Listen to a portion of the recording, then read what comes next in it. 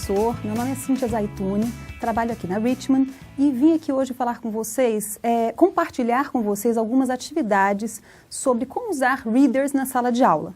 Muitas vezes, na vontade que a gente tem de usar os readers na sala de aula, o que acontece? A gente acaba pedindo para que os alunos leiam e façam um resumo. Normalmente é assim que se trabalha, claro, você deve ter várias ideias interessantes, espero que sim, e eu trouxe aqui 3 atividades para compartilhar com vocês, tá bom?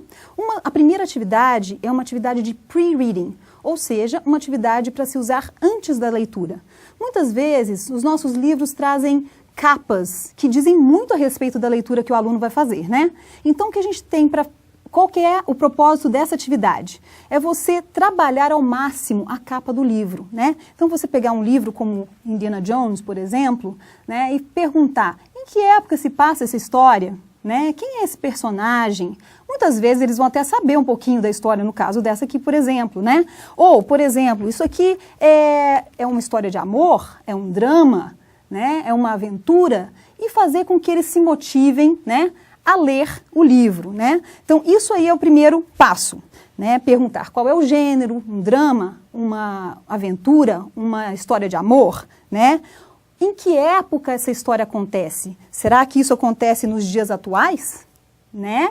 E essa aqui, será que em que época que ela aconteceu, né? Então, isso já faz com que o aluno se motive e vá buscar essa resposta dentro do livro, tá? Então, fica aí a primeira dica.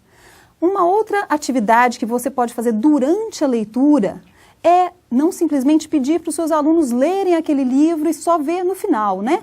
Então, de tempos em tempos ou de semana em semana, fazer aí, pedir que eles façam um resumo de cada capítulo em apenas uma frase. Ou seja, ele pode escrever um novo título para aquele capítulo. Tá? Se a história já não tem nomes para os capítulos, ele faz esse título para o capítulo. Ou então ele renomeia, ok? Então essa aí é a segunda dica. A terceira dica, que seria uma atividade pós-leitura, seria o escrever uma carta. Como assim? Você aproveitar a leitura que eles já fizeram e pedir que eles escrevam uma carta para um dos personagens do livro, seja o personagem principal ou um coadjuvante, né? E falar para ele a respeito da história. Por exemplo, contar para esse personagem o que de fato aconteceu. Ou perguntar por que é que ele tomou aquela atitude em determinado ponto da história, né? Então isso faz com que ele tenha uma outra perspectiva e aí use também outros gêneros textuais para escrever, como, por exemplo, uma carta. Ok?